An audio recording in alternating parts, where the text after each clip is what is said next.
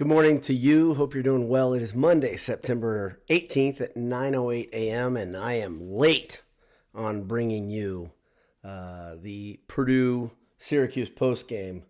I apologize to you, but honestly, some logistics ran right into me. I was at the game on Saturday. I was on campus all weekend from Friday till Sunday morning, thanks to a confluence of good factors, and unable to post due to a confluence of bad factors. I'll tell you all about my thoughts on the weekend from in the seats, and what I saw. And I'll give you a chance to procrastinate starting your work day if you want to tune in live. I don't know if we'll have anybody. It's tough to get people super fired up after a loss, especially after a loss where there are some pretty lousy things happen. But it's not all lost on the season, as we know. It's too early to say something like that. But I'm going to give you all my thoughts. Before I do it, let me thank a couple sponsors. First one, let me thank Home Field Apparel. Home Field Apparel does some great stuff, retro, comfortable T-shirts, and you can get a discount if you're in the inner circle here at Boiled Sports. If you enter Boiled23 at checkout at Home Field Apparel, you'll get 15% off on your first order. And the really, really good thing about their stuff is they've got a massive amount of variety. And if you like to get outside the Purdue stuff, because maybe you've got a friend or family that goes to another school, you can find their gear there too. They got a lot of licenses. They got some really, really cool stuff. And I even like some of the home field branded stuff. I've got a couple pieces myself. Also, when you're on campus, so we got 2 more weeks in a row here of live football in God's country. First, you've got Wisconsin, of course, this Friday evening, 7 p.m. kickoff. And then you've got homecoming, which is weird to come home after you've been home for 3 straight weeks versus Illinois. I believe that game's at noon. But when you're on campus, every time, what you should do is head over to AJ's. Go there first. Don't even waste time with other things. Head right over to AJ's on Vine and see the nice people there. See Jake, see Adam. You know who else? Here's the funny thing. This is not a lie. I went to AJ's on Friday night with my dad. Had a great time. Had really good service, friendly people, good food. But one of the really interesting side notes, I walked in and I said, I know that guy from TV. All kidding aside, NBC's Joshua Perry, who's a former NFL linebacker, if you don't know him, he was at AJ's. I saw him, and he's one of those guys where he's famous enough that when you see him, you're like, okay, I know him, but I couldn't recall his name, probably because my brain doesn't work as well as yours. But Joshua Perry from NBC was eating at AJ's on Friday night. So famous people, semi-famous people, whatever you want to call Josh Perry, eat at AJ's by their choice. I don't think he had any motivator. He didn't have a sponsorship. It was, but I had a great time there. Got to see Adam as we were leaving. That was cool. Adam had a evening where he went out and rode motorcycles with his pals, and so we just missed him. He had worked earlier that day. We'd missed Jake. He'd work earlier the day, it was a great visit to AJ's, and I suggest you go over there when you're on campus. I like the place. So anyway, my dad had one of their beers on tap, by the way. They've got a cool system. He thought it was cool, the bottom filling system. Anyhow, okay, now let's talk about football, okay? Gosh darn it. Enough talking about AJ's, but I can never stop talking about AJ's. Purdue loses 35-20, and they deserve to lose. We can talk about some of the things that were happening, the periphery things. There was poor officiating. We can give that. There was very poor officiating, especially pass interference calls and roughing the passers calls. The roughing the passer calls go both ways. Purdue had a ticky-tack one called on them. Syracuse had a ticky-tack call on them. Purdue raised them and had another ticky-tack one called on them. But the pass interference ones, they were lousy, no doubt. So I can say that. And then I'll say the other side, Purdue didn't deserve to win because they fumbled the ball 7 times, and they lost 3 of those, and they had another turnover on downs. I believe that's the turnovers. I think it was 3 or 4. I can't, but I can tell you. Here's one thing. Listen to this. This is the whole game. This is it. Okay, and Purdue almost fought through this to they made it a game, but to get to victory. And I'll tell you how close they were if you weren't paying attention. Maybe you had too many beverages. Who knows? But Purdue lost a turnover on downs in the first half. It led directly to a Syracuse touchdown. Purdue fumbled, and it led directly to a touchdown. Purdue fumbled again, and it led directly to a touchdown. What that led to was Purdue being down 2 touchdowns at the half, right? That's a big deal. Being down 21-7 at the half is never a good thing, okay? On the flip side, Purdue had, I think Syracuse turned the ball over twice. Purdue scored directly on one of Syracuse's. They intercepted the ball, and Purdue scored right after. So Purdue was opportunistic there. But Syracuse was truly opportunistic, while Purdue was kind of trying to find its footing in the first half. First half set a tone for the game. Purdue had to scratch and claw its way out of that hole they had created for themselves. That's the entire game. It's a lot to ask a team to come back from 2 touchdowns down. But keep this in mind. With 8 minutes left in the game, Purdue was down just a touchdown. I think they're down 8. I think they're down 8 with 8 minutes left. Okay. So they were that close to winning and played that badly, that poorly. There are a couple factors that I look at if you want to dig a little deeper that really get me and that make me think, okay, this might be the theme we see ongoing. Okay.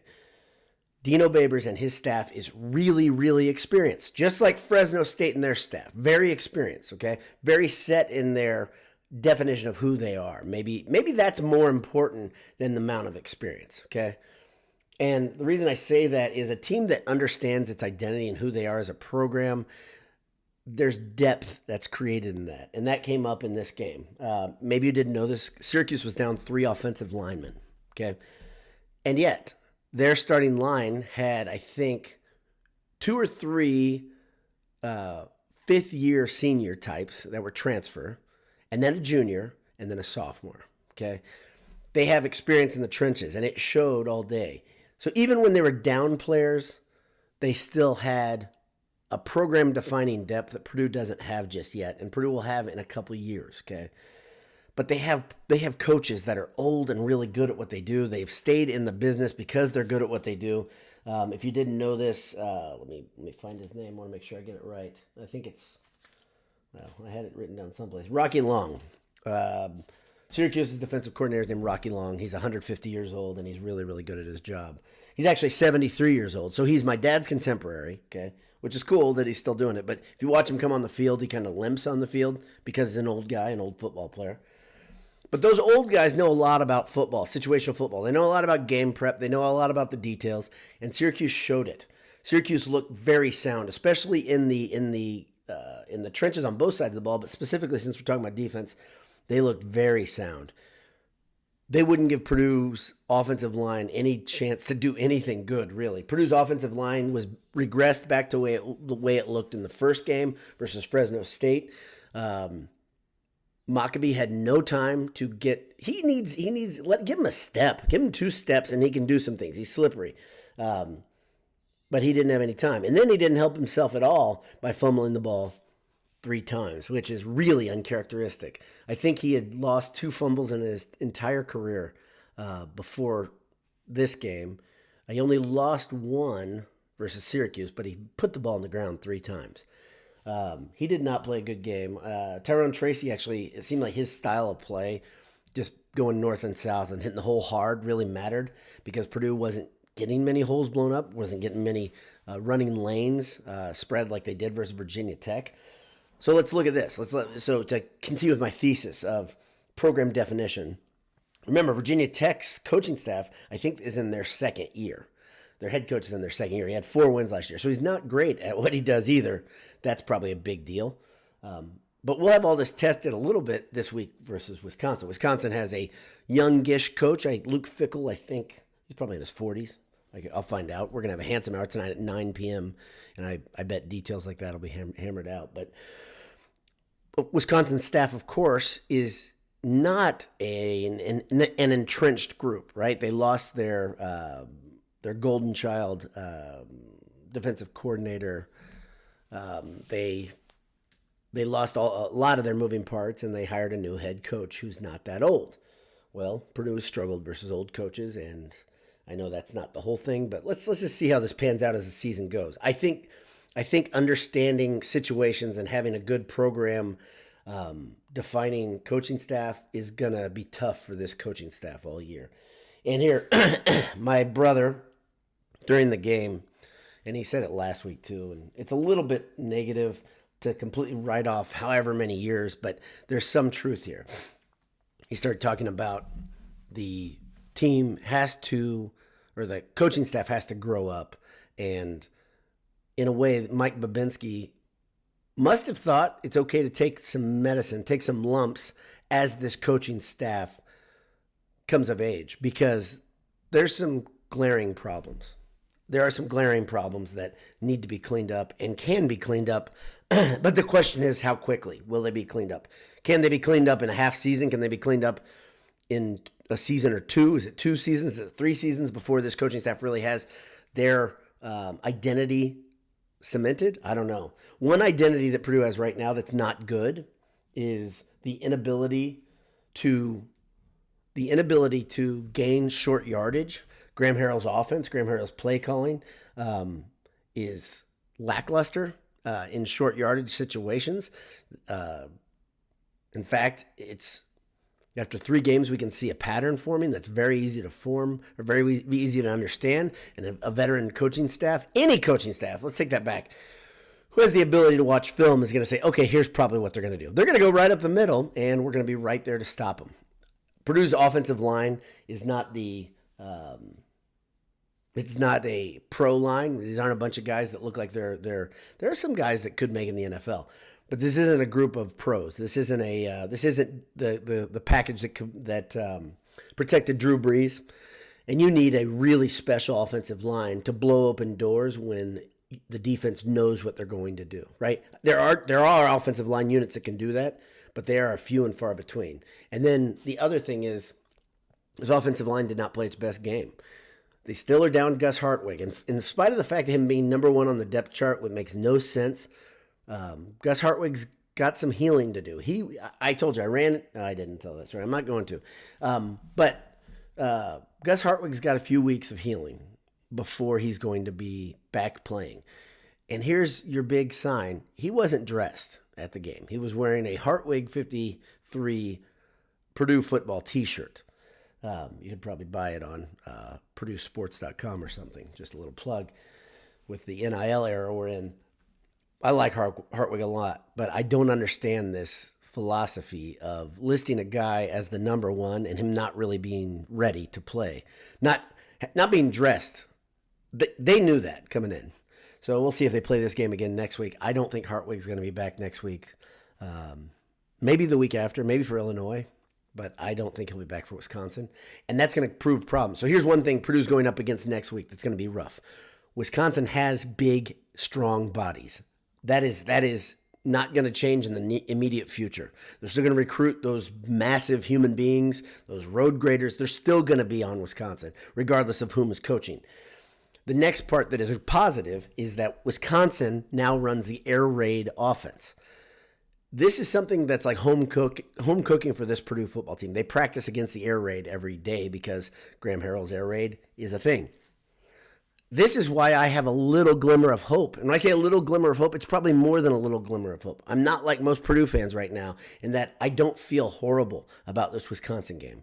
And it comes down to that factor. Now, Wisconsin's going to be really good at executing the air raid because they have better talent than Purdue does right now all over the board. And they have better depth. And they have better offensive linemen that in those short yardage situations, they can get things done. But if you watch what they did versus Georgia Southern, they struggled for 3 quarters or 2.5 quarters before blowing their doors off. And they did really. But what is that? That's probably a byproduct of being bigger, stronger, and deeper. Will they do the same thing against Purdue? Maybe. But I feel okay about this game. In fact, I feel pretty good about it because I think Ross-Ade, I still believe in Ross-Ade magic at night. I still think it's a thing. It looked great. By the way, Ross-Ade shows out in person at night, even better than it did in the first game. When it's full, it's a great place to be. It's an electric place. I actually got to see the game from both sides of the field because I watched part of it with my wife and daughter, thanks to our good pal Ed, who said, hey, I got some tickets. So I went in. I started on the home side of the field. Very good seats, right at the goal line, really relatively low. Great look over there because I could see the Tiller Tunnel. Really nice angle seeing the team come on the field. It looks stupendous in person. It looks great. And every week it looks like things are tweaking and getting a little bit better. I think there are still crews probably putting finishing touches. The south end zone looks awesome. The students are incredible, bring a lot of energy. They were there early. Of course, it's easy to be there early at a 7 p.m. game. But I actually walked through them, went all the way around the stadium to the other side, and watched most of the second half from my normal seats. And the stadium looks great there. Stadium's loud over there, even with the old people. Ross-Ade is a good and tough place to play, and it looks great, man. I watched some of the game. I haven't watched the whole thing yet. It just looks awesome on TV. So I believe that Ross-Ade's still a decently intimidating place to play. I don't think Wisconsin will be intimidated necessarily, but I also know they haven't really played. Well, they played Washington State. That's wrong, and they lost. So if Purdue fans, if you need a reason to be motivated to go to the game this week, Wisconsin floundered at Washington State in a night game. Maybe multiple reasons there, but it was a night game. It's a smaller venue, and it's a less passionate fan base. I know Washington State's good fans, but I like Purdue fans at night. And I like Ross-Ade at night, and I like Purdue playing Wisconsin this week on Friday night. So let's see if I had anything else. I had a couple other things here. Number one, in spite of fumbling the ball twice, making some mistakes, Hudson Card had his best game. I think he had 363 yards passing. He looked really good throwing the ball. He looks like what Jay said during the Handsome Hour last week. He looks very sound in his decision making. It's just he could not. Well, let's say he looks really sound in his decision making throwing the ball. Very sound, and his arm looks good. He's putting the ball in the right place. By the way, on the other side of the ball, Schrader was an absolute freaking maestro. Purdue couldn't figure him out. They didn't want to spy him. This annoyed the hell out of me. If you want to get mad about something that Coach Kane did and something that Coach Walters did, not putting a spy on Schrader is asinine. He is so good at running that offense. That guy is, he makes great decisions, when to pull it, when to keep it. He ran the ball 25 times for over 100 yards. I'm sure it was a record versus Purdue defense because there was something. I think he was close to a record last year against Purdue for a quarterback. He was great, and he is great. And Purdue has now played two really sound quarterbacks in Mikey Keene from Fresno State and Garrett Schrader from Syracuse. Both those guys, man, they own the game. They come to the line of scrimmage and they understand what's happening better than their opponent understands themselves, it seems. That was a problem for Purdue. And so jumping off of that problem, there's a thing on Twitter. I didn't really care about Twitter, honestly, during the game too much. But Jay was on Twitter, and some people were spouting off, making comparisons of this coaching staff and specifically Coach Walters to Coach Hazel. I think it is a stupid comparison for multiple reasons, okay? I think it's dumb because Hazel's team looked overwhelmed and just swamped right away. I don't think this team looks that way. I think this team looks like a team that needs to figure some things out. There's a couple analysts that aren't Purdue people, in case you're looking for people not to be wearing gold-colored glasses, what they think. And they think Purdue's close to turning a corner and getting over the hump here. I don't know if I'd say that. I think there's some things they've got to figure out. I think getting Gus Hartwig back is going to go a big, long way. But on the other side, Purdue lost Jenkins during the Syracuse game, and that mattered. Will Helt came in. I think it's Helt. He came in. Carmel product. He's a big, long, athletic defensive end. He's a lot more like Nick Scourton than Jenkins. He's just a longer, more athletic guy. Jenkins gets low to the ground, drives guys back into the quarterback, and kind of a thunder and lightning thing that happens right now. Helt looked pretty good, but he's not Jenkins yet, right? He's a true freshman. It's pretty impressive for a true freshman guy who's in the interior to play that well and that early. But Purdue, again, when they lose somebody, it hurts pretty bad right now, okay? You can blame it on many things. There are a lot of guys that transferred in that don't know their role just yet. There are a lot of guys that are young that haven't grown into the role yet. Whatever it is, Purdue does not have the depth that you'd like to have as a program. But first-year coaches, that often happens. Purdue had an immense amount of attrition during this offseason. Like I said, I think it was 37 to 40 players that left the program, and Walters had to fill those roles with freshmen and transfers. So Purdue's depth shows when a guy like Jenkins, specifically a guy who's a big impact player, goes down, it's trouble. A guy like Gus Hartwig goes down, it's trouble. It's trouble. So Purdue still doesn't have their starting center in there. Running up the gut doesn't make much sense. I had a good interaction with an older Purdue fan who said, so there's two things, great interactions from different people. One older Purdue fan, he says, I think Hudson Card is having a hard time handling the ball under center.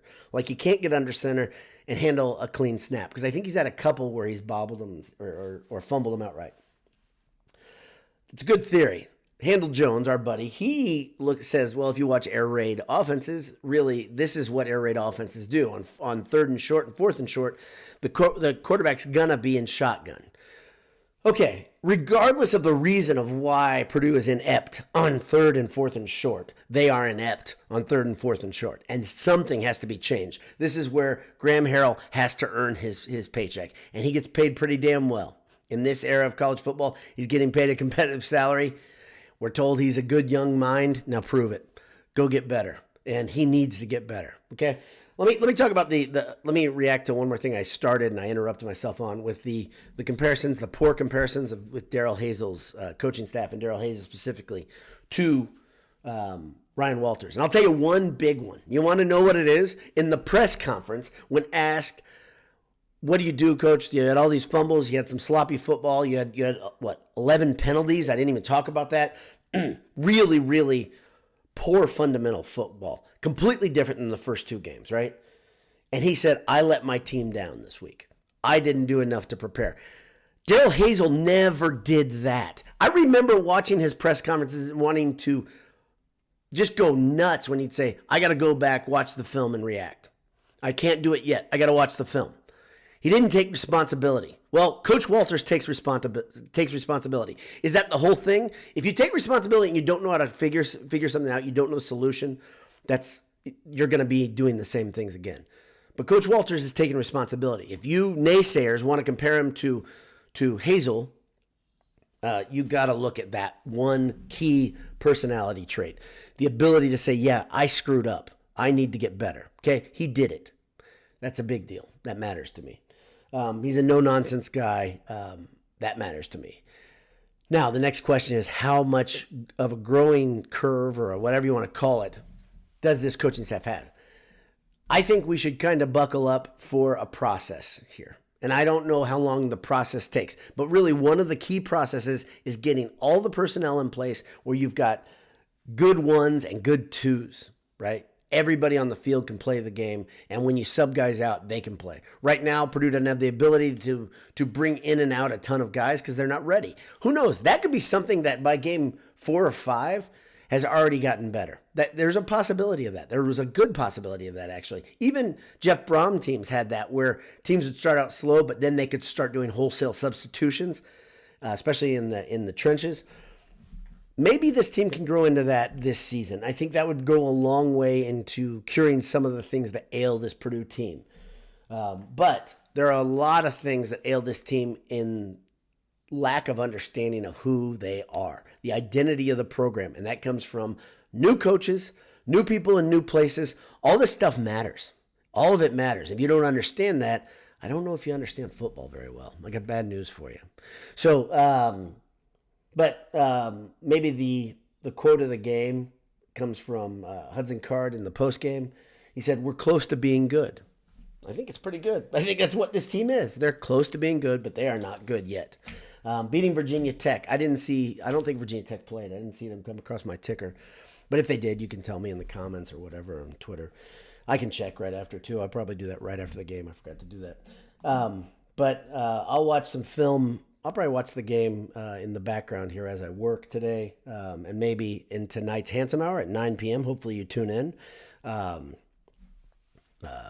I'll have a little bit more insight and different perspective. When you're there, it's kind of weird. You don't get everything that you do when you watch the game in person. By the way, there's a guy named Broxton Davis. He's here live. I got to meet Broxton in the stands.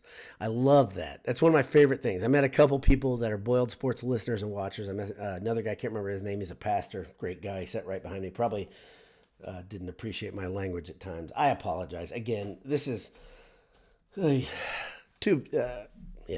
It's not good.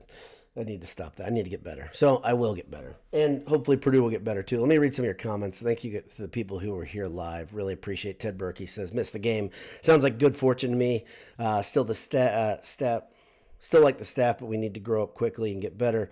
Don't want to lose the goodwill from the fans. More importantly, the good recruits. Yeah, Ted, great point. A lot of good points in there. Sorry you missed the game. I would suggest go back and watch it because it's an entertaining game, and I think you see a little bit more every week when you watch. If you got it on DVR, watch it because it's not embarrassing. None of that. It's not horrible to watch. It's not getting shellacked, and you'll get to see some good stuff. You get to see the outside receivers. One thing I wanted to talk about. It's great to see another receiver step into a role. Right, you're seeing Yassine step up and become a really good possession receiver. He ripped the ball down out of Syracuse defenders' hands a couple times, not because it was a bad pass, because it was thrown in tight spaces, but he looks like if he can stay healthy this season. I mean, Purdue has 3 really good receivers right now, plus a solid tight end. And I'm talking about Max Clare. Garrett Miller plays limited roles still. He still doesn't play a lot. Max Clare, I think, had 50 yards receiving. But you've got Burks, you've got Sheffield, and you've got Yassine, who have all proven that they catch the balls that are thrown to them, and Claire. And if you put it in a place that's catchable, they're generally going to bring it down. Burks is the guy that's going to burn teams if you don't make that first tackle. His yards after reception are better, I would think. I haven't looked at that, but Burks is pretty dangerous with the ball in his hands. They're solid. This is solid receiving core. That's very, very good to see. I had one other thought about that. Interesting, again, Garrett Miller is listed, I think, as the one on the depth chart, and he plays a limited role because he's still not back to 100%. It's a weird way to handle the depth chart, but oh well, not a big deal. Chris Harder, my pal, says, lots of beverages at that game. Yeah, a lot of people, I had a couple bourbons before I got to the game, because you had this long period of time. I watched a lot of football, had a great situation. My neighbor lent me an RV, a 36-foot RV, so it's driving a house. I drove that house to Purdue. I parked it in the RV lot. Here, this is a good story. Parked the RV lot, enjoy the time there. Flew the BS flag, by the way. Some of you guys didn't. I mean, in fact, nobody noticed the BS flag. Interesting. It could be the RV crowd is a little different than our demo. But enjoyed some pregame stuff with my son, his girlfriend, my wife, my dad. It was great. And my brother, great. My nephew and brother didn't get there. I'm keeping score. I'm just kidding. But it would have been nice to have him there. Great tailgate atmosphere. It was a lot of fun. After the game, Purdue botched the shuttle so badly. Many of you were affected by this. If you were going to the North Lots, my brothers left the game and got to their houses in Fishers, Indiana, quicker than I got to the RV 1.3 miles away. And you'd say, hey, fatty, why don't you walk? That's a fair point. Fair point. But my dad, he would get there. It'd be a slower walk. He may be tuning in. But my dad's a 75-year-old guy. We really wanted to take the shuttle. We wanted to all be back around the same time. I could not believe how poorly Purdue handled this. And every week there's a big game. They handle something poorly, getting in and out of the stadium. Get better at this, Purdue. I mean, if you want to be critical of Babinski about something, it's this. The ancillary parts of the day, whether it's concessions, ticket taking, or moving human beings in and out of the stadium, it's atrocious. They got to do better. They got to do better. And I don't know if anybody from Purdue Athletic Department listens to this podcast, but if you know somebody who works there, tell them this is a legit gripe. Get better. Shit. I mean, like, it's the people that pay for those RV lots, that's $100 in parking. And then they get kicked in the teeth like that. I mean, I don't usually do it. I actually paid more than that because I wanted my neighbor, he set me up so well. I paid more than that in parking because I was like, yeah, here, thanks for doing this for me. But gosh, that's frustrating. And the people that are working from Lafayette Limo, they had no answers. There was not one answer. So Lafayette Limo's out of line, and so is Purdue Sports. Get better, guys. Gosh darn it. All right. Let's see. Tom Headington said, boiler up. My positive take on the game. Thieneman might be our best defensive player, and it's great. The negative is that He can't be our leading tackler if we want to be great on D. I'm glad I read comments because they help me remember things I should remember. Thieneman had a great game again. He had 15 or 14 tackles total. Solo, he had 10. If you think this defense is rough around the edges right now, without Thieneman, it would be a lot worse because he has to make a lot of saving tackles because there is no third level in this defense. You got linebackers. There's nothing after that other than Thieneman. He's coming a long way downhill. If you've ever played football, you may understand sprinting into a play and then having to change direction to not only deliver a blow but drive a guy down. Really, really difficult football. Thieneman's good. He is really good. He's Stu Schweigert as a freshman good. I mean that. Cam Allen had an interception. That's great. It's great. Thieneman is by far the best defensive back. It's not even close. Good point, Tom. Joe Inslee, if the opponent has a competent QB, the defense can't get off the field. Yep, it's correct. He continues his point. Give the staff time to get their guys in. Yeah, I like a lot of the parts on the defensive side of the ball, but it's incomplete right now. So good points. A good quarterback is going to pick this team apart generally. And the defense did not adjust where they could have or should have. They just didn't make enough adjustments. They didn't. And I'll be critical where it needs to be critical. And I think the coaching staff has their work cut out. Broxton Davis, agree with Tom. Thieneman was great. Broxton, I think you're the guy that I met. I'm almost positive. I'm not great. It could be another guy. There's a guy named Broxton or Brockton. So I apologize if I'm not right, but I'm really bad with names, but it was nice meeting you. So if it was you, nice meeting you. If it wasn't you, hopefully we'll meet sometime. Kevin Spry, long time, not first time. 24. Will Braylon Allen have 240 yards rushing Friday night? I don't think so. I just don't think so. I don't feel like that's how this game's going to go. I could be wrong, but I don't think so. So hopefully I'm right. Hopefully you're wrong, but I don't know. I really don't know. We're all guessing. Overreaction feeling. Why does it seem that Coletto is calling some of the offensive plays? Okay, now this is good, and this is old-timey Purdue football. If you're my age and Tom's age, you remember Jim Coletto football. You also remember Shoop's offense. You also remember Nord's offense. These are all offensive doldrums, and I think any of those parallels can be brought up because you have the predictability of some of the play calling in short yardage, the bullheadedness to say, yeah, we're a running team. We're going to run between the tackles. Well, guess what? I'm looking back there. There's no Mike Allstott back there. And without Mike Allstott, you're not going to be able to run between the tackles very well because you're going to have to absorb a lot of contact right away when you get the ball. Coach Harrell, stop calling these damn plays up the middle on 3rd and short and 4th and short with this personnel. It doesn't work. It's not going to work with a team with a decent line. I think Virginia Tech may have been the exception. Teams like Virginia Tech that aren't very well coached, that don't have deep personnel, and there are a couple on the schedule. There are teams that Purdue I think can beat just as things sit right now. I see 3 more wins right now, so that it would take Purdue to 4. I think I predicted 5. If Purdue makes adjustments and gets better, they can get more wins than that because there are still other teams that are beatable. But there are teams that are beatable right now on the schedule as they sit and as Purdue sits. Obviously, everything changes week to week. But a lot of people say Wisconsin isn't one of those, so I disagree. That's okay. It's okay. We'll see. We'll see if it's just my. I got a thing. I'm gonna tell the Handsome Hour guys this. We're gonna call this. We're gonna call it. Wait. I'll release it later. In the streak week. And we're going to have end the streak week until I die or Purdue beats Wisconsin here at Boiled Sports. Got to get done with this streak. Got to get done with it. It's got to happen sometime. Hopefully this is something Coach Walters has that other Purdue coaches haven't had since Tiller, a guy who has passed away, the last guy who beat Wisconsin at Purdue. Put that into perspective. It's like 24, 25 years, something like that, 20 losses in a row. Incredible ineptitude versus one program. Only one program to program, I think, rivalry is like that in the Big Ten right now. I think IU's ineptitude versus Ohio State is worse.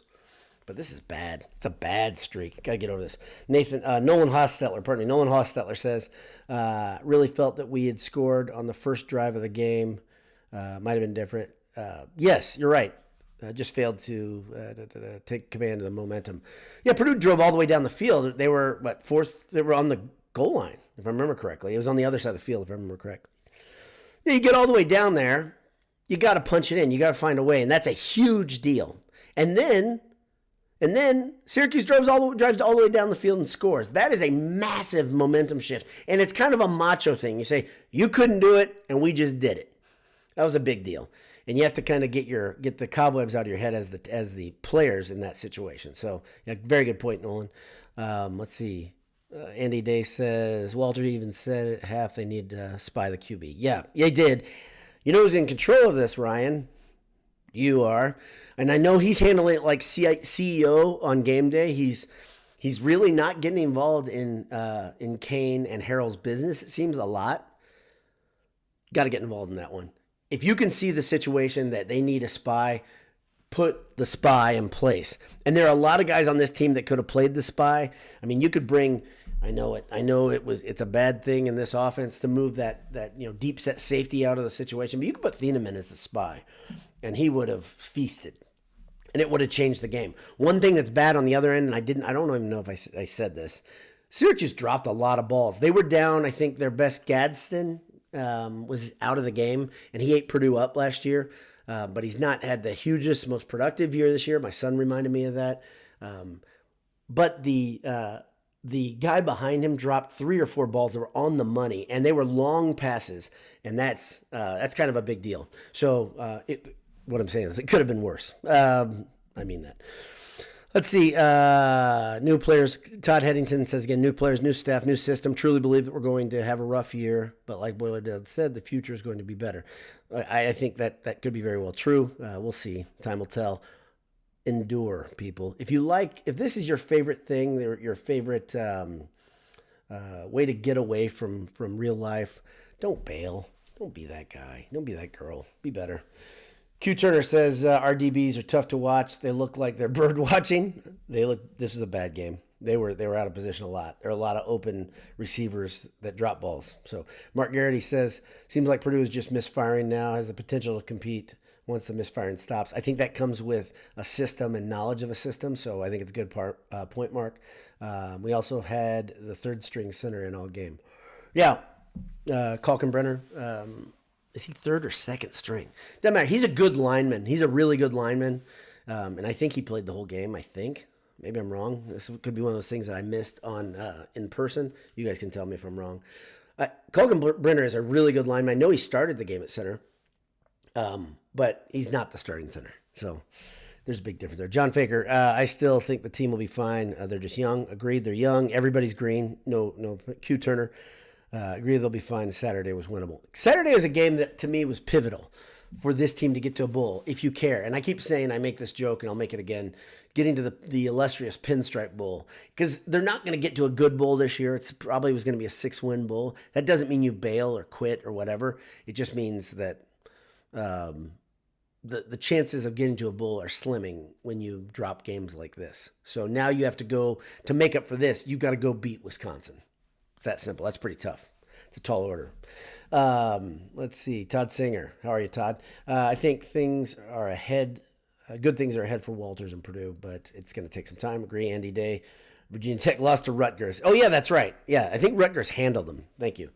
Thank you for that, Andy. Yeah, Rutgers handled Virginia Tech. And Rutgers is fine. That's it. They've got a good coach. He's getting his people in place. Remember, he's a legend at Rutgers. Now he's a 2-time legend at Rutgers. So Schiano is a very good coach. And he knows how to recruit that area. And he's probably going to retire at Rutgers. And maybe this year he kind of gets Rutgers back to facing the right direction. But handling Virginia Tech, 35-16. There you go, says Todd. Yeah. Virginia Tech's not very good. Okay, Boiler Bugle. I always have to scan my ticket twice for some reason. Yep, that's it. Boiler Bugle's right on. That's one of the problems that Purdue has. Get some scanners that work. Get a system that works. I've come into gates where they can't do it. Something's wrong. Either your phone's wrong, whatever. I have paper tickets because we got paper tickets to help my dad and another friend because they don't want to have things on their phone. To do that, it's an amazingly painful process, which I'm not blaming Purdue. I think paper tickets are silly in this era. But I've got paper tickets. They scan great. But I'm always behind people in line for some reason with their phone, which is how you should scan in this era, and it doesn't work. Broxton Davis, that is me. Excellent. Good to meet you, Broxton. Great talking to you. Greg McManus, good morning. How are you, sir? Wisconsin doesn't look as bruising as they have in the past. They do not. They do not look as bruising. They are not philosophically as bruising. They are still big. So it's not the same team, though. This is not even your uncle's Wisconsin team. So you're right. I'll be there on Friday. Hopefully, I'm the good luck charm. I believe you are. Generally, you're the good luck charm for Purdue and for me, Greg. Maybe I'll see you. I hope I see you, actually. We should say hi to each other, Greg. I think we've been talking about that for years. So let's try to figure that out. Nolan Hostetler also met me at the stadium. Yeah, Nolan, I believe we had met before. Right? Tell me I'm wrong. My brain doesn't work very well. But yeah, great talking to you. Really appreciate you saying hi. Let's see. I don't know what the context is here. Boiler Max, not a defeatist, but most important outcome is building momentum into 24. Yep, I agree. That includes recruiting. Absolutely. Very important. The recruiting class looks pretty solid. Now you got to hold on to the guys that verbaled. I don't know when early signing period begins, but it's really close, I think. In basketball, it's really close, right? We've got, October, November when guys officially sign, and there's a big one coming. I don't like to talk about recruiting. You guys know that. But there's a big signing hopefully coming very soon. All the tea leaves look great on Twitter. A program completing type guy. I don't even like talking that way. I don't even like talking about recruiting, guys. I hate it. It's gross, and it gets more gross every year with new rules. It gets more horrible, but it's absolutely lifeblood of a program. Connor Bradley says, once the defense gets figured out, Card's PFF pass grade has increased week after week, nearly 70% this week with 323 yards. He can throw the ball, and he makes great decisions, and he can place it. He's got different throws. He can throw stuff underneath hard and accurately between people. He has great touch. I would like to see this team generate more than 20 points a game. I mean, that is really bad, really low in this era of college football, but that's where we are. You got to call an ace and a spade a spade. Purdue is okay on offense, right? I think they're averaging 20-something points a game. Greg, let's plan on it. We'll figure that out. Boiler Max will be there Friday. Oh, good. Excellent. I think it's a sellout again, I think. Section 121. Okay. I think you're on the other side, but we'll figure it out. We met at Big Ten Championship. That's right. See? Look at that. It was in there, Nolan. Yeah, that was great. We met, it was freezing cold on the street. Right inside the convention center, inside the doors. None of you care except for Nolan and I. So, but good thing my brain's kind of working. Greg, final comment. This is it. Yeah, if I'm mid to high ranked O-line looking at Purdue, then I see opportunity. Purdue has a lot of need. Purdue has a lot of need. No doubt, Greg. And they can get better quickly. But football is obviously a lot harder than basketball to get good quickly. If you look at some cautionary tales, there's lots of cautionary tales out of Michigan State. But if you look at the way Tucker built that one-year team, they had a one-year team. He made $100 million off it, and now you have a lawsuit and embarrassing behavior at Michigan State, always shocking. Regardless of this guy being guilty or innocent of what's being accused, the things he admitted are really embarrassing. Like just embarrassing and icky, right? But remember, he built that one-year team, and it really comes down to one guy. It came down to Walker, right, at running back. He was awesome. He was lightning in a bottle. He's a pro now because he's that good. I think he was a Wake Forest transfer. But yeah, don't build your program just based on transfers. I don't care who you are, Deion Sanders or Tucker or whomever. I know there are other guys that are doing it that way. That's not it. It's not the way you build culture. It's not the way you build a program. I don't think Walters wants to have the entire team based on transfers, unless they're guys with 2-3 years left. I don't think it's the right way to do it. I hope it's not what he's going to do. Hudson Card is a transfer. Obviously, he's a captain. He's not the only one on the team who's been a good guy who's transferred in. So I'm not saying they're bad guys. I'm saying don't build your entire program definition on transfers. I don't think it's a good way to be.